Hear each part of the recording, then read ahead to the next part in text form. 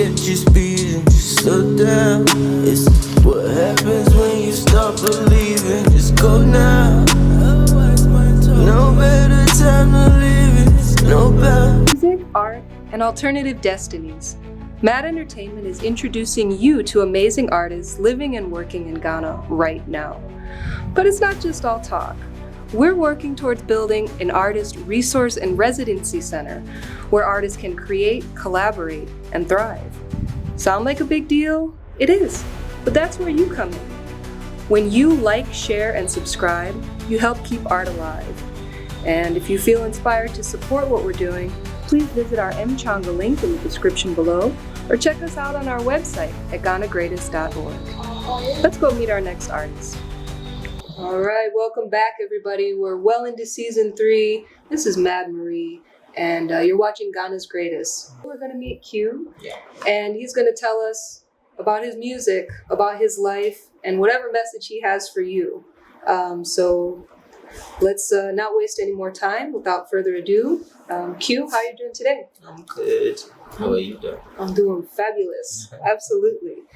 I was listening to your music to prep for the interview, and I noticed that it is very calm vibes in there. So can you talk about your music and how do you describe your style? How would I describe my style? Your style of I music. think my style reflects my approach to life.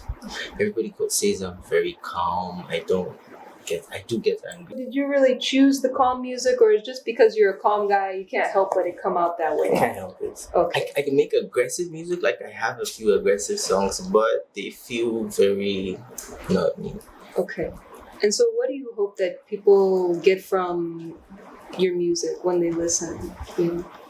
I hope they actually listen. That's the thing. Okay. When it's aggressive music, people don't really listen. They just join in the shouting and the chanting. I don't want you to do that with my music. I want you to listen to it, hear what I'm saying, visualize the scenes I'm creating. Because 9 out of 10 times, they are very realistic scenes. Usually things that have already happened in my life or in the life of somebody I know. And if you actually listen, you will connect to it. So there's stories and meaning inside the lyrics. So when we listen to Q, we're not just relaxing, we're learning. Yeah. How long have you been making music? Over 20 years. For 20 years. Dang. Okay. Started really young. And when you're not making music, what are you doing? Farming catfish or helping people who struggle with addictions. Okay.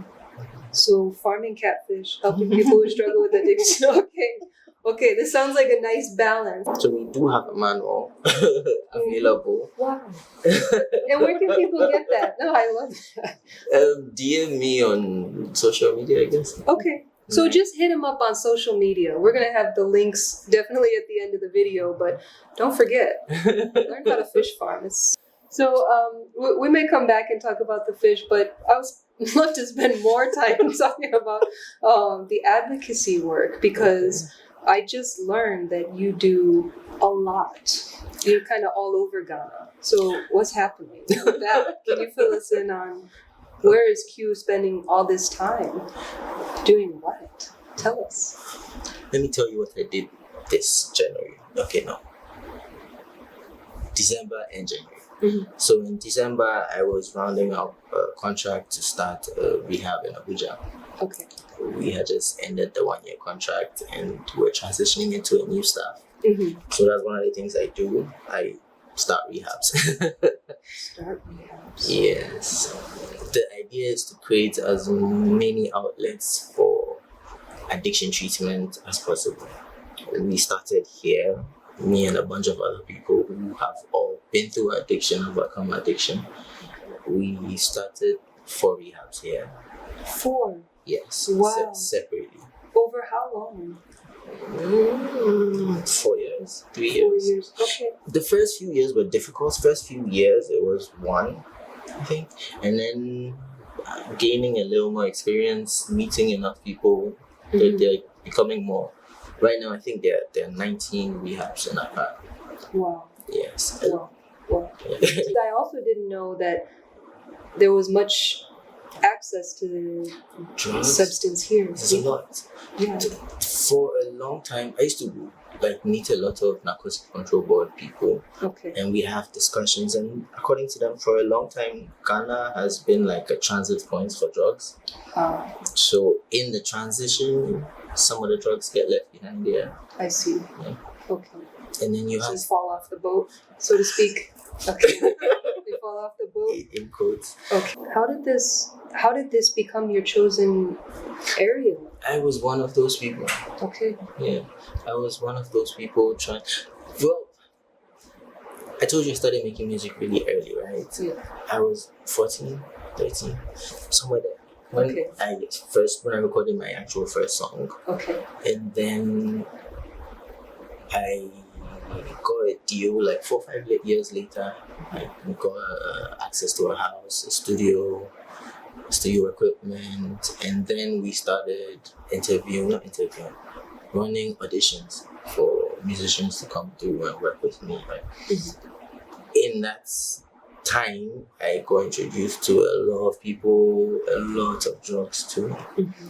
And in the 2-3 years after that, I was doing a lot of parties because I make music, I have the speakers, I have the access to the people. Right.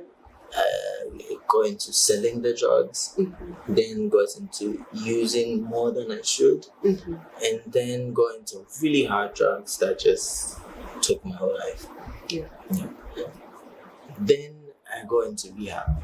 Okay. After I had lost enough and I was tired of losing stuff, Yeah. I got into rehab for about 2 years. Okay. So now that you've started these actual centers around, is it mainly founded on this idea of education?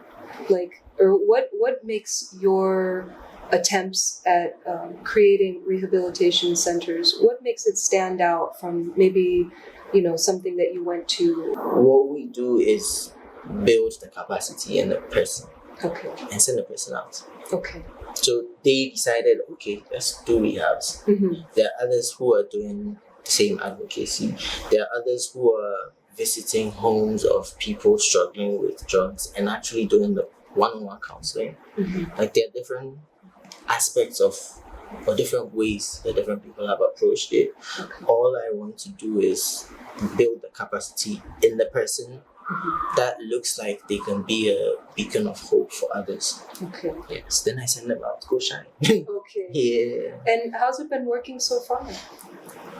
Like with everything, addiction, there's some very dark parts and there's some sunshiny parts. Yeah. Lucky for us, the sunshiny parts are brighter and they last longer than the dark parts. So I think it's all good still. And where do you see yourself maybe 5 years from now? You've come so far. I'm trying to do a master's in addiction studies and treatment programs. Okay. Yeah. I was reading a study from somebody on the role of the family or the effect of the family on a person's treatment or a person's recovery. Mm-hmm. And it was everywhere in the world except Africa. So I'm trying to do a study on Africa. And then I spoke to her about it, spoke to a few other people, and they all suggested make it a master's degree, make it a PhD. So I'm trying to do that. I've seen a couple of grants for research on this topic of health and well-being, and I'll see if specifically they're available here, and when I find them, I'll share them to you. Beautiful. Yeah, that would be cool. Yeah, that would be very cool. Okay. There are a few projects that would take off. Yeah.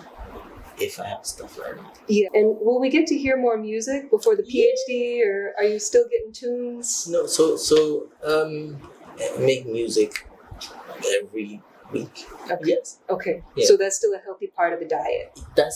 I think of music like therapy. Mm-hmm. Part of why I didn't go entirely off the rail is because I want to make music. I mean, I cannot make music if I lose my mind. Yeah. Yeah, so it was kind of pulling me back into stay alive. Mm-hmm. So that the music is not gonna go anywhere. going to make music till like maybe my last day on earth. I will be making music. That's what's up. Yeah, music and healing. This is cute. So I want y'all to check him out at his pages. Again, we'll get the links in the video description below. Hit him up, say hello, see if you can partner on one of the many centers that he's helping build around Ghana. And anything else you want to say to the folks watching at home? They're all over the world. We're getting viewers from all over the world. So, Everywhere. yeah. What would I say?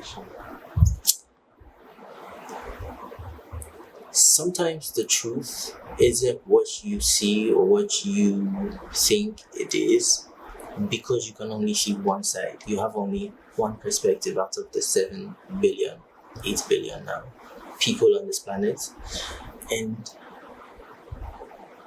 learning the other perspectives, or just being aware of the other perspectives, can be the difference, can make a difference in whether you are the one musician just making music and crying about the people not listening to you, or the one musician that's making music and random people are listening to you and you don't even know that they're listening to you. Recently I found out that people in Sweden listen to my music.